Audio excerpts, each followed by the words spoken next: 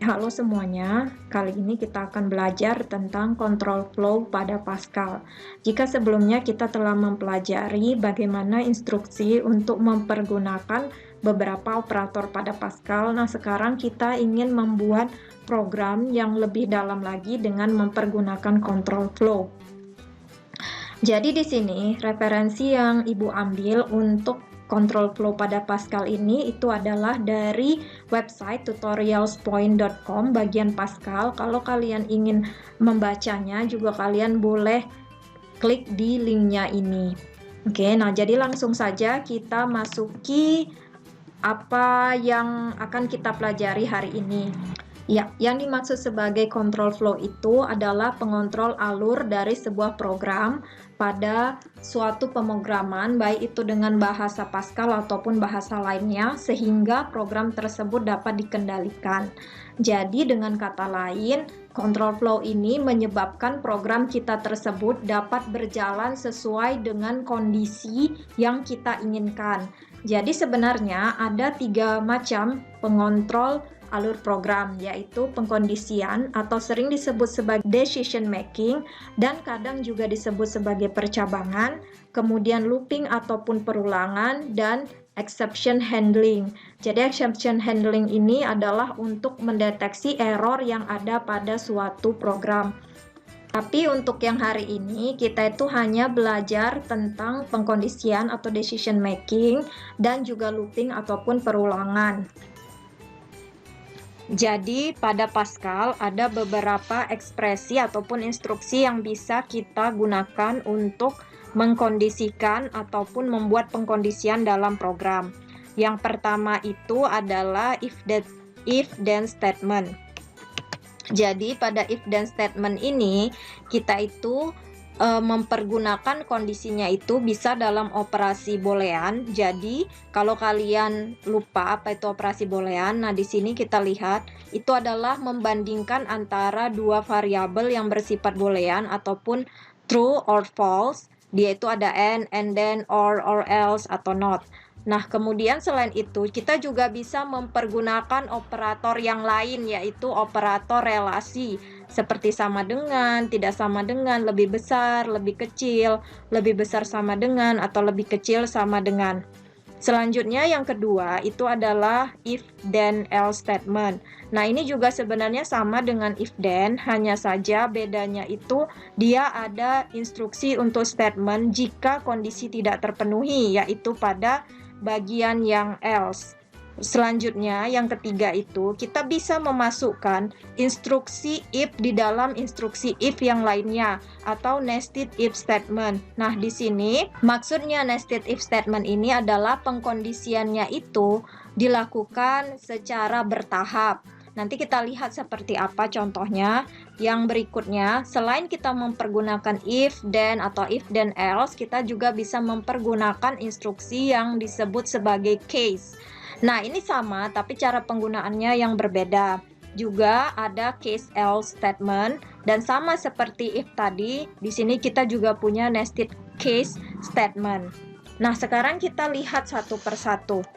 Contohnya di sini, karena if dan then itu biasanya juga dipakai bersamaan dengan else, maka kita akan langsung melihat contoh untuk if, then, else.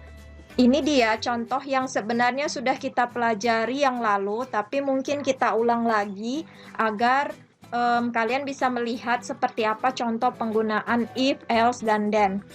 Jangan lupa, kalau untuk program apapun itu, kita harus punya kepala program. Jadi ini tiga ini adalah kepala program. Yang pertama itu adalah nama programnya. Kemudian yang kedua, kalau dalam bahasa Pascal, kita mau mempergunakan library apa. Contohnya di sini kita gunakan user CRT. Dan kemudian kita definisikan dulu variabel yang bakal kita olah di program kita. Jadi kita definisikan. Di sini bisa berupa apa tipe variabelnya atau apa tipe datanya atau apa besar konstantanya. Jadi di sini kita buat tipe variabel AB itu adalah integer ataupun bilangan bulat. Nah, selanjutnya di badan program, ini itu adalah badan program. Diawali dengan begin dan diakhiri dengan end, diberi tanda titik. Jangan lupa agar layar kita nanti bersih dari segala macam instruksi yang tidak penting untuk ditampilkan, maka kita buat clear screen. Lanjut, jika kita ingin memberikan instruksi kepada user untuk memasukkan nilai ke dalam variabel kita, jangan lupa kalian bisa pakai instruksinya itu adalah yang ini, yaitu write, masukkan nilainya, baru ini sebenarnya bisa kalian buat read lna atau read a, tapi jangan lupa setelah read a itu dibuat lagi read ln, karena dia baru membaca kalau kita buat instruksinya adalah read ln. Jadi begitu juga ketika kita menginginkan user untuk memasukkan nilai bagi si B, maka instruksinya sama. Pertama instruksi write, masukkan nilai B sehingga user tahu dia harus memasukkan nilai apa. Lalu read ln B atau read B dan diakhiri dengan read ln B. Jadi jangan lupa ini adalah instruksi untuk memasukkan nilai variabel A dan B itu dari pengguna. Nah, selanjutnya setelah variabel A dan B ini berisi nilai yang bakal dimasukkan oleh pengguna, kita akan melanjutkan alurnya ke control flow-nya itu dalam bentuk kita kondisikan. Jadi kalau A tidak sama dengan B, maka akan muncul instruksi berupa ada tulisan A tidak sama dengan B. Jika ini dia tidak terpenuhi, maka yang muncul adalah tulisan A sama dengan B. Nah, begitu juga seandainya kondisinya sekarang berlainan dengan yang ini, jadi kita punya dua kondisi. Kondisi pertama A tidak sama dengan B, dan kondisi yang kedua A lebih kecil dari B, maka kita ulangi lagi if-nya. If A lebih kecil B, kemudian maka akan dieksekusi bahwa A lebih kecil dari B. Sedangkan kalau ini tidak terpenuhi, maka yang dieksekusi adalah munculnya kata-kata A lebih besar dari B. Dan program tersebut pun kita akhiri. Ini adalah contoh penggunaan pengkondisian if, then, dan else. Sedangkan untuk nested if, nested itu artinya bersarang. Maksudnya bersarang itu apa? Bahwa di dalam satu kondisi ada kondisi yang lainnya. Nah, kalau kita ingin membuat hal yang seperti ini, maka caranya itu instruksinya adalah seperti ini. If, di dalam if ini kita buat ekspresinya itu apa? Contohnya seperti tadi, A tidak sama dengan B atau A lebih besar dari B. Kemudian, nah, setelah kemudian ini kan biasanya kita akan ada instruksi lainnya. Sekarang tidak. Setelah kata kemudian, maka akan muncul kondisi yang berikutnya. Kondisi yang berikutnya itu kita berikan, barulah kalau kedua kondisi ini terpenuhi, maka statement yang pertama itu akan dieksekusi. Jika dua kondisi ini tidak terpenuhi, maka statement kedualah yang akan dieksekusi. Nah, ini kalian bisa buat seperti ini, atau kalian juga bisa buat dengan cara yang lebih panjang, tapi sebenarnya hasilnya tetap sama, yaitu dengan mempergunakan kata begin dan end titik koma di dalam sarang si kondisi yang pertama. Jadi kita lihat di sini, jika kondisi yang pertama terjadi, kemudian mulailah dievaluasi kondisi yang kedua. Nah, kondisi yang kedua ternyata terpenuhi, jadi S1 akan dieksekusi. Jika kedua-duanya ini tidak dipenuhi, maka S2 yang akan dieksekusi. Dan itulah akhir dari pengkondisian tersebut. Nah, ini adalah nested if yang bentuk kedua, tapi dia sama hasilnya dengan nested if yang bentuk pertama. Tapi kalian harus hati-hati. Kenapa? Karena tidak sama dia hasilnya jika kalian tuliskan yang seperti ini. Yang ketiga itu, jika kondisi yang pertama terpenuhi, maka evaluasi kondisi yang kedua. Jika kondisi yang kedua terpenuhi, maka yang muncul adalah S1. Berakhir. Jadi hanya S1 hanya muncul jika kondisi yang kedua tersebut terpenuhi dan kondisi pertama terpenuhi. Tapi kalau misalnya kondisi pertama tidak terpenuhi, yang terjadi adalah S2. Sedangkan kalau misalnya di program yang kedua ini atau program yang pertama ini, S2-nya itu baru akan terpenuhi jika dua-dua ekspresi ini tidak ada yang terpenuhi. Selanjutnya, kita lihat contohnya terlebih dahulu. Nah, kira-kira kalau dibuat dalam bentuk program, itu dia seperti ini. Jangan lupa kita harus punya kepala program yang terdiri dari nama program, kemudian definisikan tipe data atau variabel yang kita pergunakan.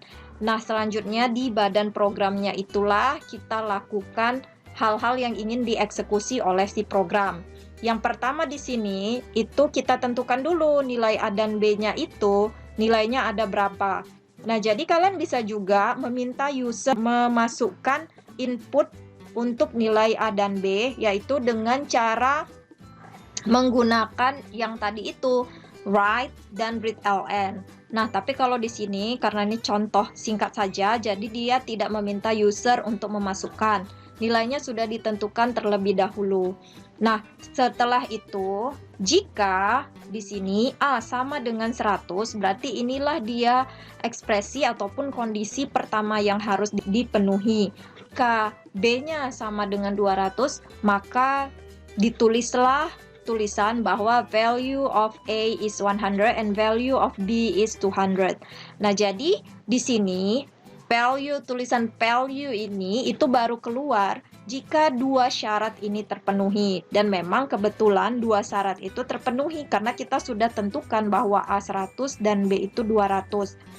Kalau misalnya ini tidak terpenuhi, nanti seharusnya ada di situ else. Tapi karena ini dua-duanya terpenuhi, maka tidak ada instruksi untuk else. Selanjutnya di sini, setelah ini terpenuhi, lalu apa? Lalu akan muncul tulisan exact value of A is A. Nah, ini artinya kita masukkan nilai A ke dalam kalimat ini. Ini juga sama, write-ln exact value of B is B. Berapa itu dimasukkan ke sini. Dan kalau untuk mengakhiri badan program, kita akhiri dengan kata N titik. Kalau ini kalian eksekusi, maka nilainya keluarannya akan seperti ini. Dia akan muncul tulisan value of A is 100 and value of B is 200. Karena memang dua-dua kondisinya terpenuhi. Lalu karena sudah keluar tulisan ini, eksekusi berikutnya adalah keluarnya tulisan exact value of B dan exact value of B berapa. Nah, itu dia ya contoh yang pertama. Selanjutnya, case. Kita sudah bahas tentang if, kemudian nested if.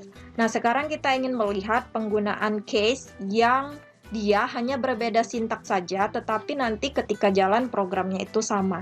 Jadi untuk case, instruksi atau sintaknya itu seperti ini. Case, expression. Expression ini bisa berupa nama variabel yang mana kalau nilainya L1, maka yang dieksekusi adalah S1. Tapi kalau nilainya L2, maka yang dieksekusi adalah X2. Dan seterusnya, kalau nilainya Ln, maka yang dieksekusi adalah S yang ke N. Nah, jangan lupa kalau untuk case and of, kita akhiri dengan kata N titik koma. Lalu apa itu dia L dan S? Itu nanti akan kita lihat. Sebelumnya, di sini, dalam penggunaan tanda baca, kalian harus ingat bahwa antara nilai dari variabel expression tersebut dengan eksekusi yang akan dilakukan itu dibatasi atau dihubungkan dengan tanda titik 2. L1, L2 sendiri itu adalah label dari case atau nilai input yang kita masukkan ke dalam si ekspresi ini tadi yang sudah didefinisikan di awal.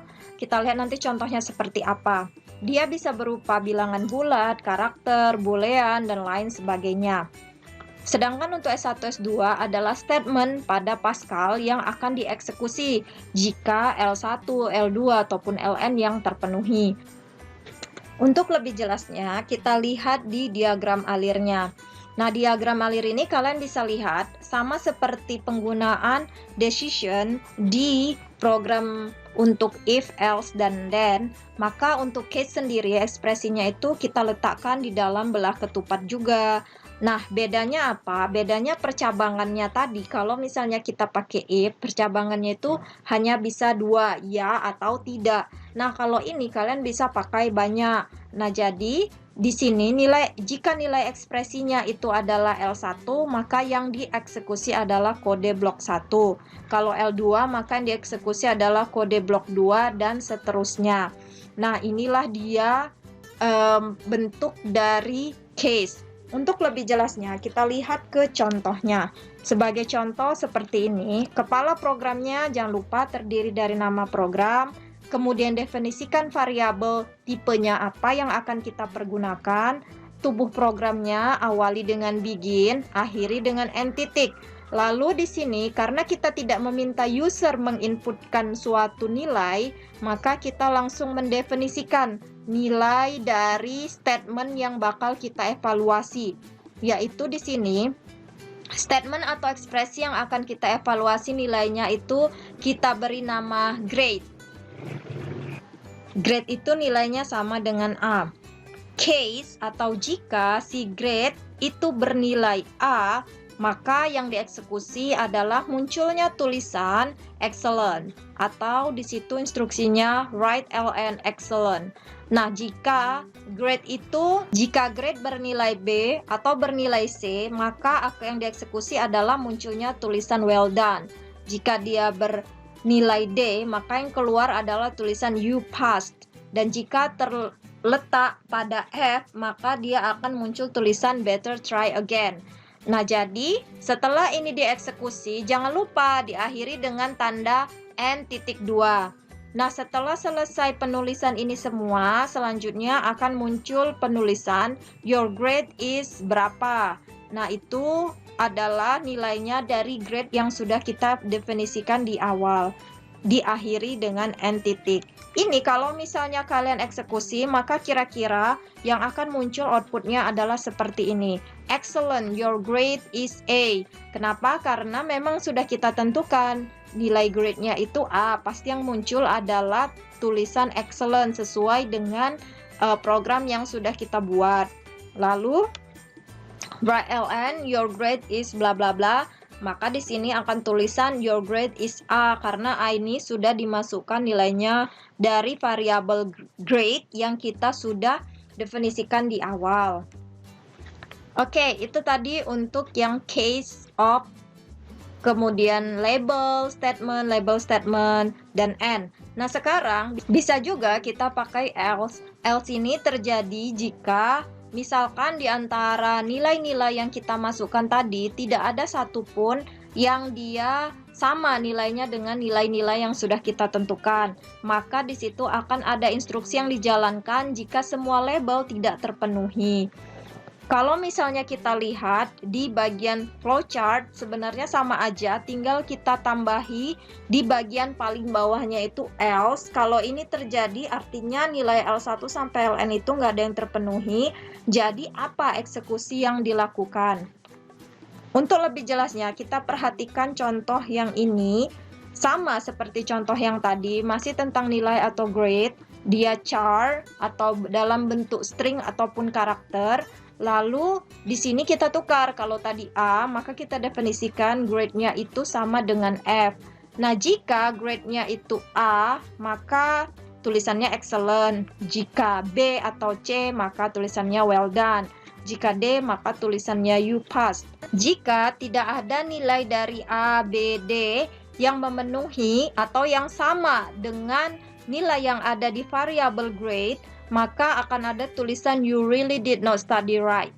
Dan diakhirilah pengkondisian tersebut. Karena kita ketahui di sini bahwa F itu tidak ada di labeli, maka seharusnya tulisan yang bakal muncul itu adalah tulisan yang ini, you really did not study right.